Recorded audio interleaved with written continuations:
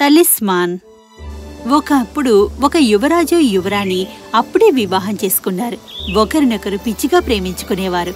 నిజంగా ఎంతో సంతోషంగా ఉన్నారు. యువరాజు రాబర్ట్ అని పిలుస్తారు. ప్రిన్సెస్ పేరు ఎమిలియా. రాబర్ట్ మరియు ఎమిలియా ఎంతో ఆనందంగా ఉండేవారు. వారి వివాహంలో ఏదైనా అసంతృప్తి ఉంటే తమను తాము రక్షించుకోవడానికి ఒక తాలిస్మాన్ సొంతం చేసుకోవాలని కోరుకున్నారు. ఒకరోజు మహారాజు అడ్వైజర్ అడవిలో నివసించిన ఒక వ్యక్తి గురించి చెప్పాడు. ప్రతి ఒక్కరూ తమ జ్ఞానంతో ప్రశంసలు పొందారు. ప్రతి అవసరం కష్టాల్లో ఉన్న వారికి మంచి సలహాని ఇస్తారని ప్రసిద్ధి పొందారు. మనం ఇప్పుడే బయలుదేరి ఈ తెలివైన వ్యక్తిని కలవాలి. అలా మరుసటి రోజు రాబర్ట్ మరియు ఎమిలియా ఆ తెలివైన వ్యక్తిని కలవడానికి బయలుదేరారు. వివేక్వంతుడు నివసించిన చెట్టుకు వారు చేరుకున్నప్పుడు తమ హృదయంలో ఉన్న కోరిక గురించి చెప్పారు. వివేక్వంతుడు విన్నాడు. ఇలా అన్నాడు, ప్రపంచంలో ప్రతి కంట్రీలో తిరుగు నువ్వు. ఎక్కడైనా సరే ఒక మంచి కపుల్ నీకు కనిపిస్తే కనుక వాళ్ళు వేసుకున్న దుస్తుల్లో నుంచి ఒక చిన్న ముక్కను తీసి మీకు ఇవ్వమని చెప్పండి. అది నీకు లభిస్తే వెంటనే దాన్ని తీసుకుని నా దగ్గరికి వచ్చేసే. దాన్ని నేను బంగారంతో కలిపి 2 బంగారు ఉంగరాలని తయారు చేస్తాను. ఆ బంగారు ఉంగరాలే మీ టాలిస్మన్స్ అవుతాయి. మీ దగ్గర ఆ ఒక్క ఉపాయం మాత్రమే ఉంది. రాబర్ట్ మరియు ఎమిలియా ఆ తెలివైన వ్యక్తికి కృతజ్ఞతలు చెప్పి ముందుకు సాగారు. వారు అరణ్యాలు, నదుల గుండా ప్రయాణించారు. త్వరలోనే ఒక నగరం మీదకు వచ్చారు. అక్కడ వారు ప్రయాణిస్తున్న ఒక వ్యక్తిని సంతోషంగా వివాహం చేసుకున్న జంట గురించి అడిగారు. అవునండి, మా నైట్ మరియు అతని భార్య చాలా సంతోషంగా వివాహం చేసుకున్న జంట. మనం వెళ్లి ఆ రాత్రిని ఒకసారి చూడాలి.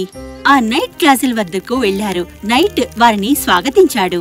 ప్రజలు చెప్పినట్టుగా వారి వివాహం నిజంగా సంతోషంగా ఉందా లేదా అని రాబర్ట్, ఎమిలియా నైట్ అతని భార్యని అడిగారు. అవును, మేము చాలా హ్యాపీగా ఉన్నాము. ఎమిలియా మరియు రాబర్ట్ ఆనందంగా ఉన్నారు. కానీ ఒక చిన్న చిక్కుంది. అదేమిటి? మాకు పిల్లలు లేరు. మేము ప్రతిరోజు పిల్లల కోసం ఎదురు చూస్తాం. పిల్లలు పుట్టుంటే మేము చాలా హ్యాపీగా ఉండేవాళ్ళం. ఎమిలియా మరియు రాబర్ట్ యొక్క ఆనందం త్వరలోనే కనుమరుగైంది. తాలిస్మాన్ తయారు చేయవలసిన తెలివైన వ్యక్తి యొక్క అవసరాన్ని తీర్చలేదు. నిరాశ చెందారు. వారు నైట్ మరియు అతని భార్యకు కృతజ్ఞతలు చెప్పారు. పూర్తిగా సంతోషంగా వివాహం చేసుకున్న జంటను వెతుక్కుంటూ తమ ప్రయాణాన్ని కొనసాగించారు. వారు ప్రయాణిస్తున్నప్పుడు వారు ఒక దేశానికి చేరుకున్నారు.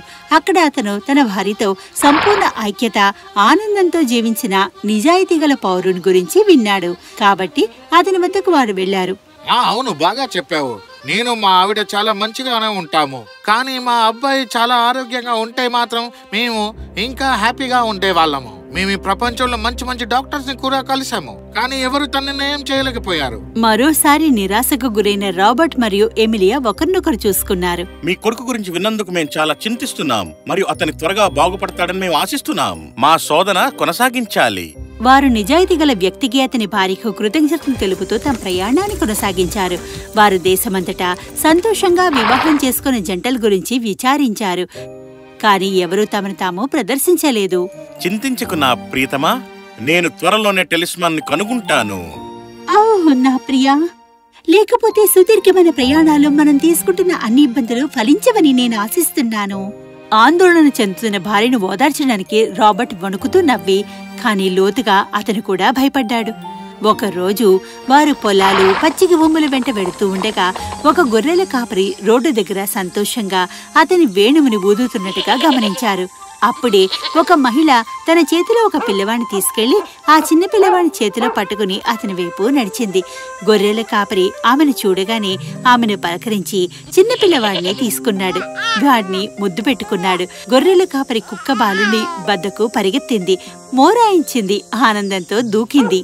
ఆ మహిళ తాను తెచ్చిన భోజనాన్ని ఏర్పాటు చేసింది. ఆ వ్యక్తి కూర్చుని ఆహారాన్ని తిన్నాడు.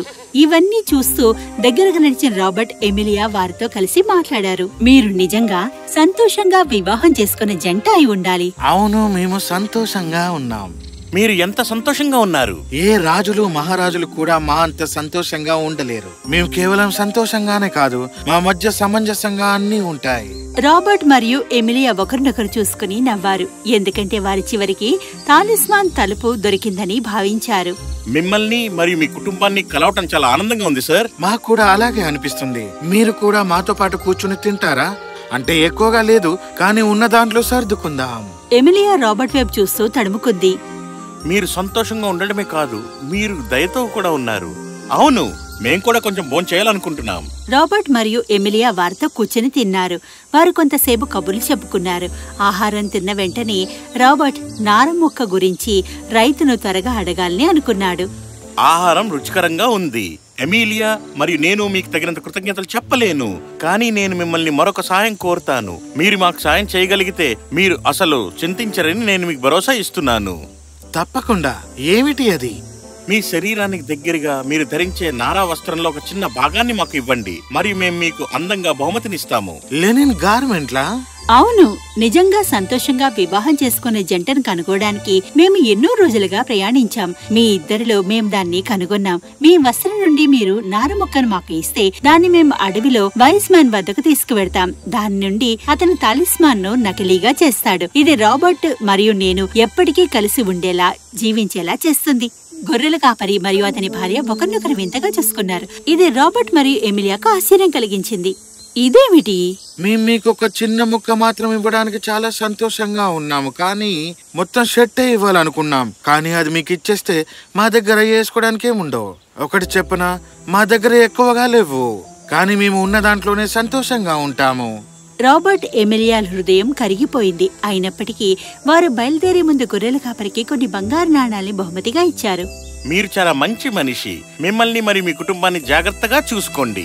గొర్రెల కాపరి అతని భార్య రాబర్ట్ మరియు ఎమిలియాకు కృతజ్ఞతలు చెప్పారు. వారు గుర్రాలపై కూర్చున్నప్పుడు రాబర్ట్ ఆందోళనతో ఎమిలియా వైపు చూశాడు. నా ప్రీతమా, మనం టెలిస్మాన్ కోసమని నేను అనుకుంటున్నాను. మనం మన జీవితంలో యవ్వనాన్ని వృధా చేస్తున్నామని నేను భావిస్తున్నాను. నేను మీతో అంగీకరిస్తున్నాను.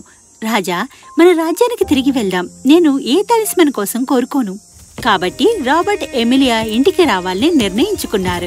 వివేకవంతుడు నివసించిన అడవి గుండా వెళ్తున్నప్పుడు తమ ప్రయాణ అనుభవాల్ని ఆపివేయాలని నిర్ణయించుకున్నారు. వారికి అలాంటి సలహాని ఇచ్చినందుకు అతన్ని ప్రశ్నించారు. ఎవరొచ్చారో చూడండి, రాబర్ట్ ఇంకా ఎమిలియా. మీరు తప్పకుండా లెనిన్ ముక్కని తెచ్చారని నేను అనుకుంటున్నా. లేదు, మేం చేయలేదు. మొదటిగా దానికోసం వెతకడం అంత వెర్రి ఆలోచన ఇంకొకటి లేదు. ఓ అలాగా? అవును, మీరు దీన్ని మాకు ఎలా చేయగలరు? మేం చాలా మంది ప్రజలను కలవడానికి అనేక నగరాలు మరియు పట్టణాల్లో పర్యటించాం, మరియు అసాధ్యమైన నారా వస్త్రానికి తగిన వారు ఎవరూ లేరు. నేను నా భర్తతో అంగీకరిస్తున్నాను. ఇదంతా పూర్తిగా సమయం వృధా చేయడానికే. ఇది విన్న తర్వాత తెలివైన వ్యక్తి నవ్వాడు. మీరు మీ యాత్రని అలాగే సంపన్నం చేసుకున్నారా? మీరు అందులో ఎలాంటి జ్ఞానము నైపుణ్యము పొందలేదా? ఈ సమయంలో రాబర్ట్ మరియు ఎమిలియా నివ్వెరపోయారు. ఒకరినొకరు చూసుకుని తెలివైన వ్యక్తి మాటలకు అర్థమేమిటనుకున్నారు. మీ ఉద్దేశం ఏమిటి? మిమ్మల్ని మీరు అడగండి. మీరు ఈ యాత్ర నుంచి ఏమీ నేర్చుకోలేదా?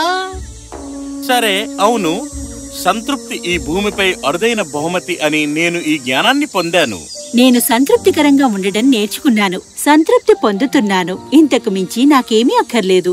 వివేకవంతుడు ఇవన్నీ చేయడానికి ప్రయత్నిస్తున్నాడని రాబర్ట్ ఎమిలియా ఇద్దరూ గ్రహించారు. ఇది ఒక గుణపాఠం. రాబర్ట్ ఎమిలియా చేతిని తీసుకున్నాడు. లోతైన ప్రేమని వ్యక్తీకరిస్తూ ఇద్దరూ ఒకరినొకరు చూసుకున్నారు. వివేకవంతుడు వారిని ఆశీర్వదించాడు. మీరు మీ యొక్క హృదయాల్లోనే నిజమైన టాలిస్మన్ ని వెతుక్కోండి, దాన్ని కాపాడుకోండి, దాన్ని ఎలాంటి చెడు వాటికి ఎదురవ్వనివ్వకండి. అప్పుడు మీ మీద ఎలాంటి దుష్ట శక్తులు ఏమీ చెయ్యలేవని తెలుసుకోండి. రాబర్ట్ ఎమిలియా తెలివైన వ్యక్తికి కృతజ్ఞతలు చెప్పి తిరిగి తమ రాజ్యానికి చేరుకున్నారు. గడిచిన ప్రతిరోజు ఒకరినొకరు మరింతగా ప్రేమించుకోసాగారు. కలిసిన వారు తమ హృదయాల్లో దొరికిన తాలిస్మాన్ను కాపాడుకున్నారు. సంతోషంగా జీవించారు. అయితే వేచి ఉండండి, ఇది అంతం కాదు. నైట్ మరియు అతని భార్యకు ఆడపిల్ల పుట్టింది. నిజాయితీ గల కొడుకు కోలుకున్నాడు. మరలా అనారోగ్యం పాలయ్యాడు. గొర్రెల కాపరి విషయానికి వస్తే అతను రాబర్ట్ ఎమిలియాకు వారి ద్వారా గుణపాఠం నేర్చుకోవడానికి మారువేషంలో ఉన్న తెలివైన వ్యక్తి తప్ప మరెవరూ కాదు.